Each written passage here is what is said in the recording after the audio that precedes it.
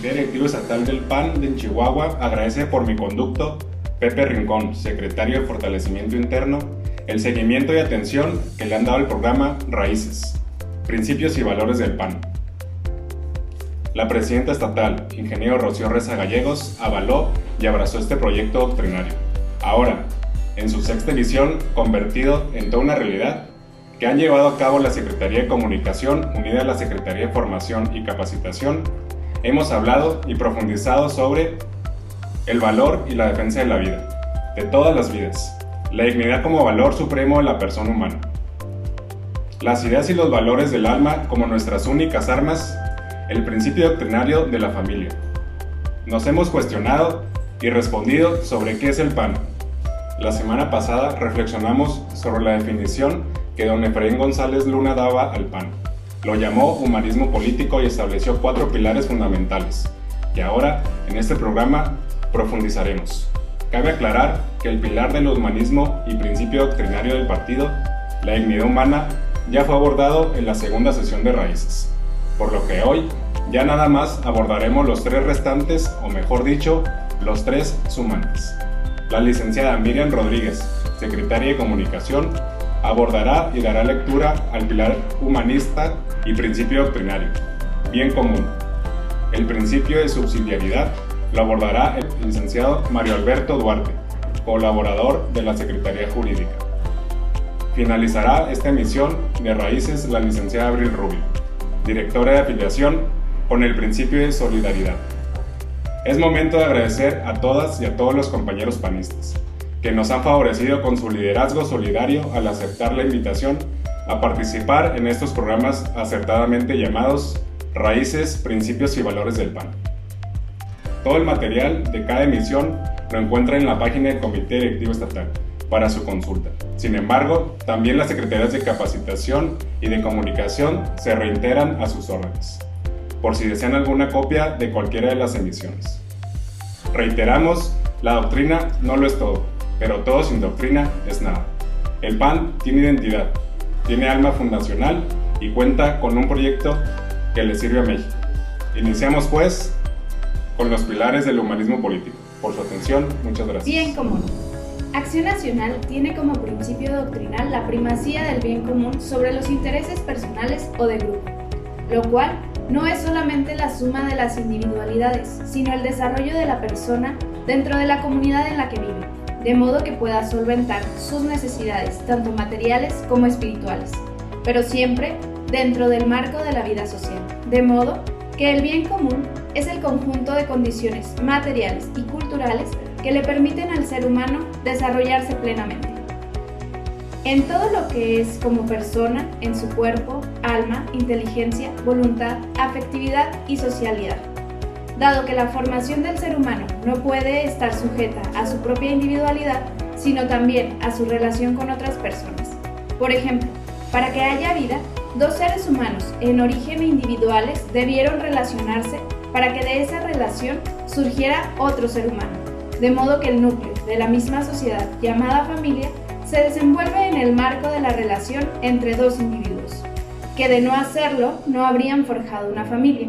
También, para la misma subsistencia es necesario de otras personas, para que unos a otros nos colaboremos en la construcción de la propia sociedad, de modo que se debe privilegiar lo que nos es común sobre el desarrollo de lo individual, puesto que lo individual solo se podrá cubrir en la medida que las relaciones sociales se den de manera ordenada y justa. Por ello, el bien común va al centro de la persona, pero no por cada uno, sino de manera que sus necesidades sociales se vean desenvueltas de manera digna. Por tanto, la política como la más alta actividad del orden social debe privilegiar el bien común, dado que no bastando las fuerzas y energías de la familia y de otros organismos a los que corresponden en la vida por razón natural, debe buscar las condiciones externas, aquello que no le es intrínseco al ser humano, para su completo perfeccionamiento en todo lo que es como persona. El supremo bien de la persona es la vida, cuya expresión mínima está representada por el hecho de existir. Por ello, la persona tiene un deseo de vivir en plenitud, de realización de todas sus capacidades materiales y espirituales, de modo que superen la simple existencia y que su vida sea llevada incluso al plano de la trascendencia. Pero al no poder por sí mismo realizar estos deseos, debe haber un conjunto de bienes y de circunstancias que le permitan a la persona un auténtico progreso de sus anhelos y necesidades. Es por ello que todo lo externo al ser humano que lo ayude a su realización plena, como escuelas, espacios de recreación, el patrimonio histórico en que vive, el orden de la ciudad, la cultura, la religión, la ley, las instituciones, etc., representan el bien común que da las condiciones para que la persona, tanto en lo que le es intrínseco como en el exterior, pueda tener una auténtica realización. El bien común no es el interés ni capricho de la comunidad como entidad distinta e independiente del hombre personal. No ponemos a la persona en masa, sino conscientes de su necesidad individual, dado que como personas no somos uniformes, sino singulares, abiertos a la pluralidad, y en esa medida el bien común será más auténtico y real cuando sea capaz de dar el mayor número posible de bienes personales. Ahora, cuando hablamos de bien, nos referimos a la perfección del ser, el cumplimiento de su propia naturaleza, la realización de su fin. Y el ser humano, para llegar al suyo, por su limitación, necesita de la convivencia social. Y la propia naturaleza de la sociedad es la perfección personal del hombre. De modo que el ser humano individual necesita para alcanzar su naturaleza plena de la sociedad. Y esta tiene como esencia que el ser humano en su individualidad se realice y cubra sus necesidades. A esto se le llama bien común. Acción Nacional tiene todo esto como propio de su programa político. No hay nada en su quehacer que no haya encaminado a la generación del bien común de la sociedad.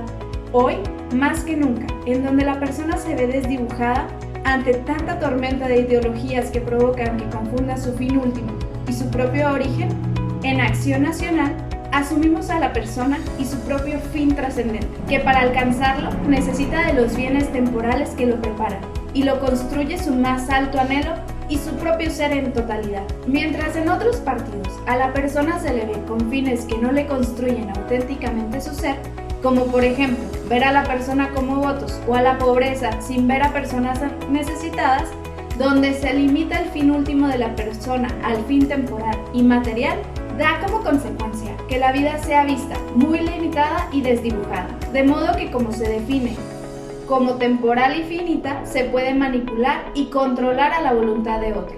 Pero cuando la vida se ve encarnada en una persona única y trascendente, la realización del bien común también va transformando su propia acción, ya no como meros fines de instrumentalización de la persona, sino también como bienes materiales y temporales que le preparan para su trascendencia por el hecho de ser persona.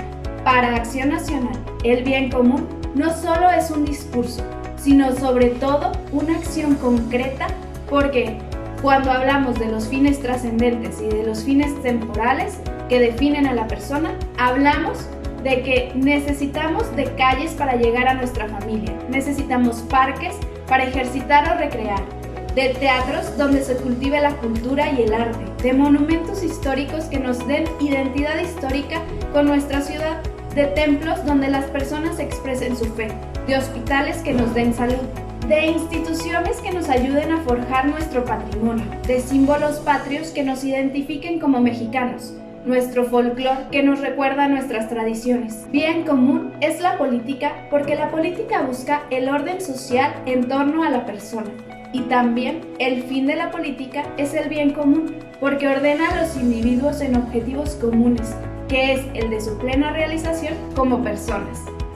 Como en Acción Nacional, entendemos a la persona como cuerpo y espíritu, en lo que toca a lo material, lo que es común es primero que lo individual.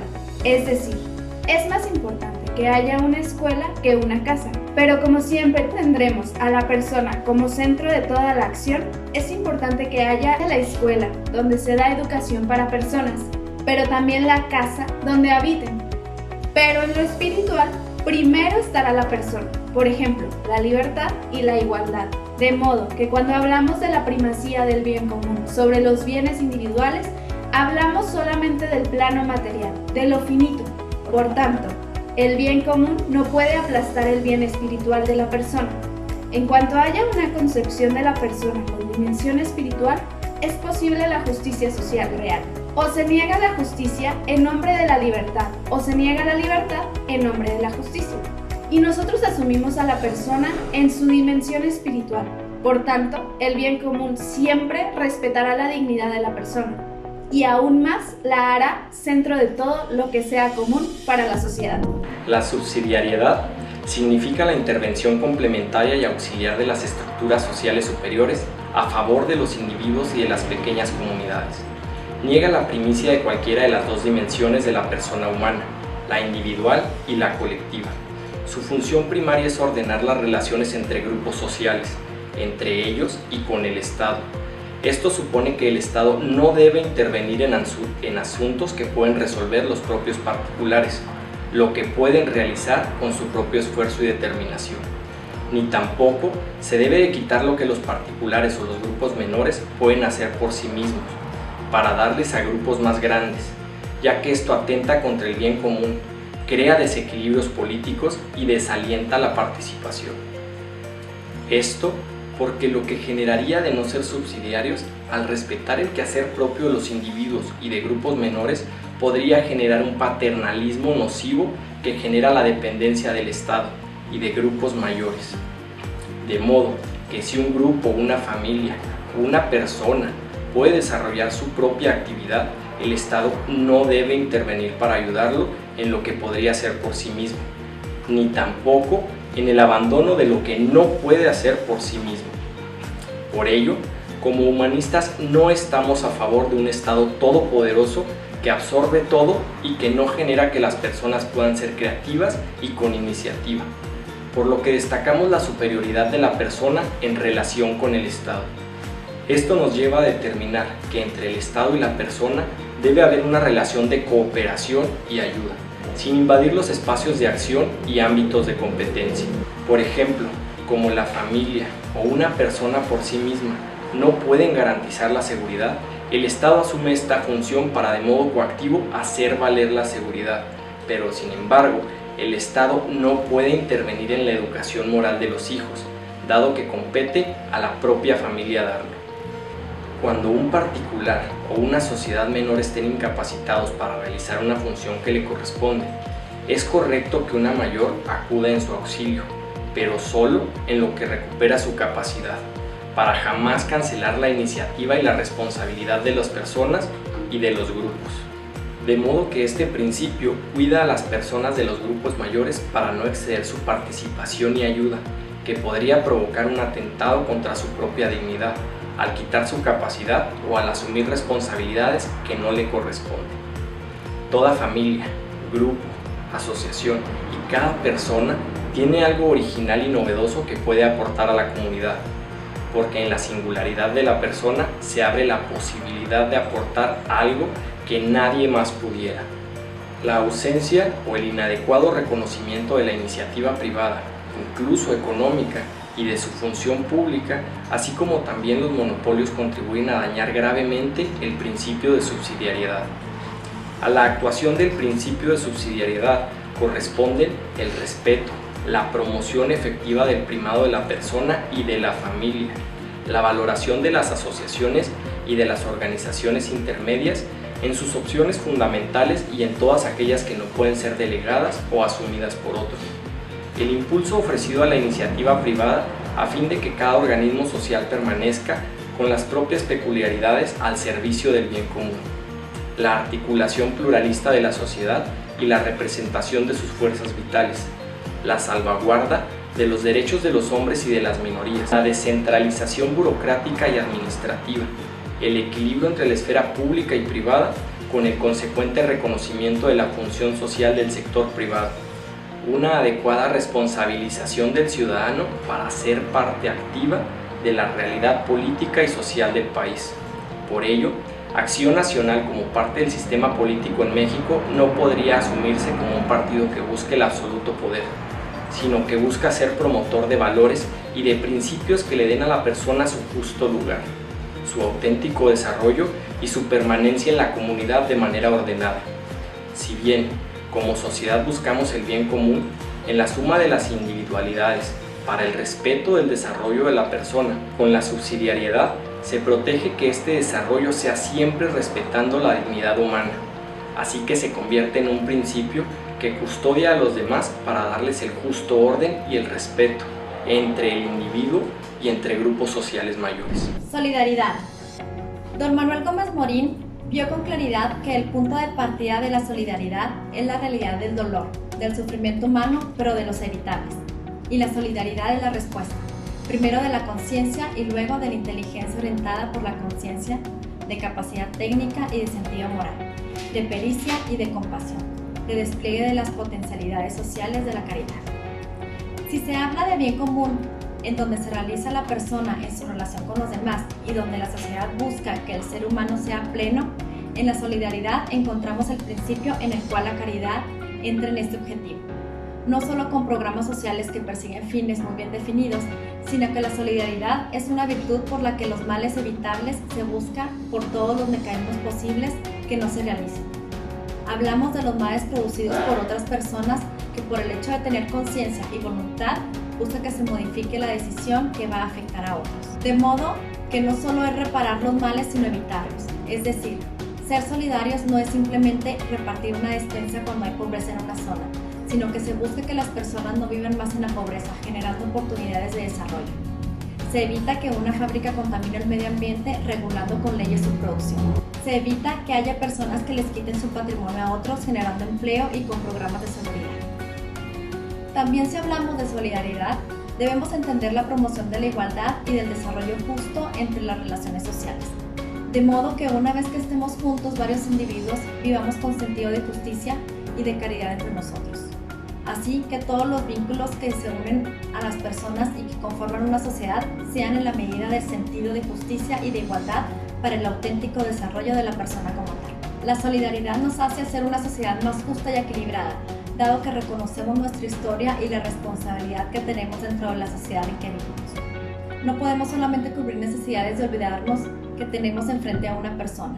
No podemos sobrepasar por una persona para alcanzar un fin propio, por muy legítimo que sea. No podemos, para que una persona tenga una propiedad, robársela a otra persona. La propiedad es un derecho legítimo, pero jamás lo será si se olvida que el otro también tiene ese mismo derecho.